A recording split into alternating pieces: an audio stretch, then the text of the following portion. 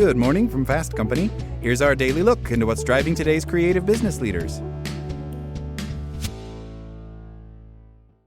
Michael Long is not the typical neuroscience guy. He was trained as a physicist, but is primarily a writer. He co-authored the international bestseller The Molecule of More. As a speechwriter, he has written for members of Congress, cabinet secretaries, presidential candidates, and Fortune 10 CEOs. His screenplays have been performed on most New York stages. He teaches writing at Georgetown University. What's the big idea? Dopamine is to blame for a lot of your misery. It compels us to endlessly chase more, better, and greater, even when our dreams have come true. Thanks to dopamine, we often feel restless and hopeless. So no, maybe it's not quite accurate to call it the happiness molecule, but it has gifted humans some amazing powers. Dopamine is the source of imagination, creativity, and ingenuity.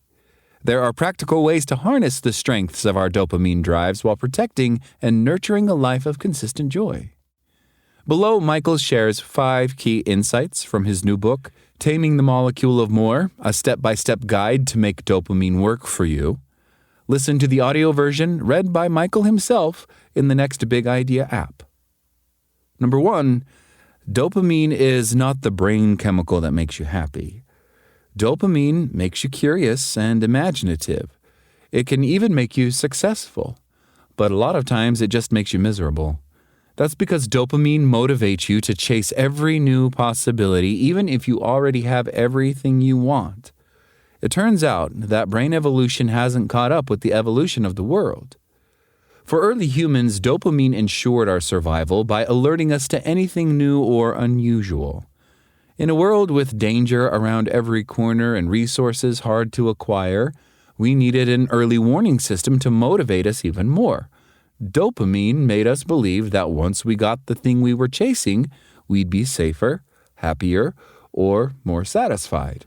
That served humans well, until it didn't. Now that we've tamed the world, we don't need to explore every new thing, but dopamine is still on duty, and it works way out of proportion to the needs of the modern world. Since self-discipline has a short shelf life, I share proven techniques that don't rely on willpower alone. Number 2, dopamine often promises more than reality can deliver. When we have problems obsessing with social media or the news, or when we're doing excessive shopping, we feel edgy and restless. This is because dopamine floods us with anticipation and urgency. We desperately scroll for the next hit, searching for the latest story or watching the porch for the next Amazon package. As this anticipation becomes a normal way of living, the rest of life starts to feel dull and flat. That restarts the cycle of chasing what we think will make us happy. Then we get it, and when it doesn't make us happy, we experience a letdown, and that makes us restless all over again. Here's how that works for love and romance. When we go on date after date and can't find the right person, or a long-term relationship gets stale, we start to feel hopeless. The dopamine chase has so raised our expectations about reality that we no longer enjoy the ordinary. Now we're expecting some perfect partner, and we won't find them because they don't exist. Fight back with 3 strategies. Rewire your habits to ditch the chase. Redirect your focus to the here and now. Rebuild meaning so life feels more like it matters. I describe specific ways to do this through simple planning, relying more on friendships, and doing a particular kind of personal assessment. And there's even a little technology involved that you wouldn't expect. Number 3, dopamine is the source of imagination. The dopamine system has 3 circuits. The first has only a little to do with behavior and feeling, so we'll set that one aside.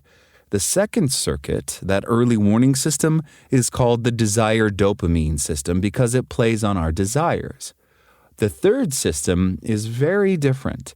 It's called the control system, and it gives us an ability straight out of science fiction, mental time travel. You can create in your mind any possible future in as much detail as you like and investigate the results without lifting a finger. We do this all the time without realizing that's what it is. Little things like figuring out where to go for lunch.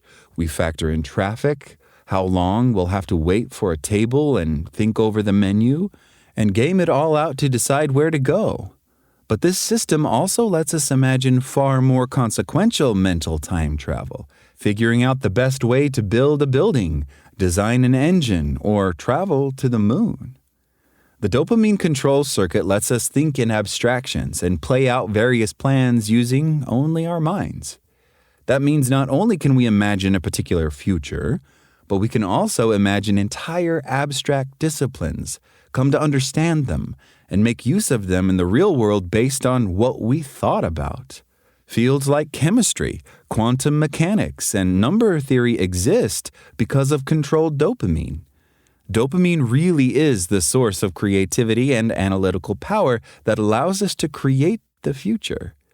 Dopamine brings a lot of satisfaction to the modern world, but we wouldn't have the modern world without dopamine. Number 4, you're missing out on the little things.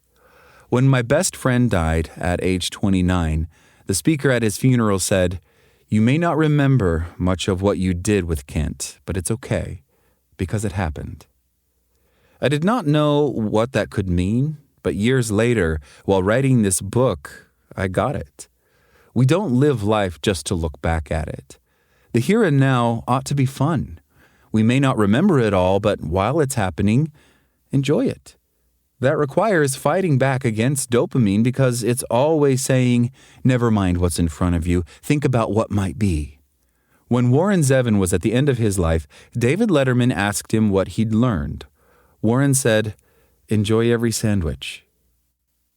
Number 5, a satisfying life requires meaning, and there's a practical way to find it. Even if you fix every dopamine-driven problem in your life, you may still feel like something is missing.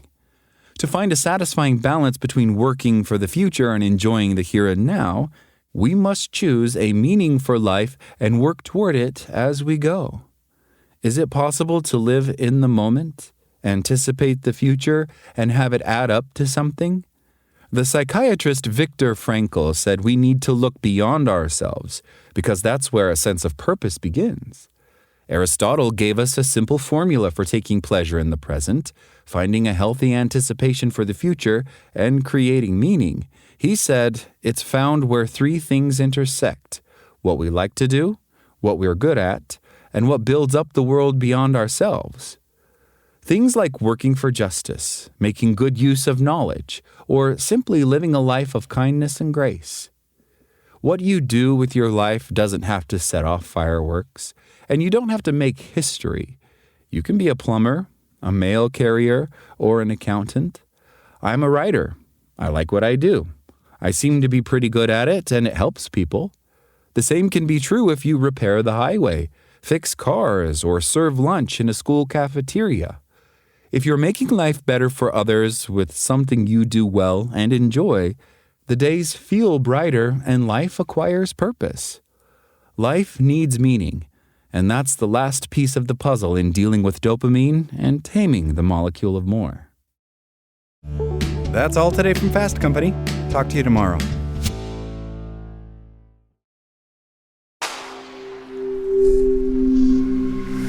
Spoken Layer.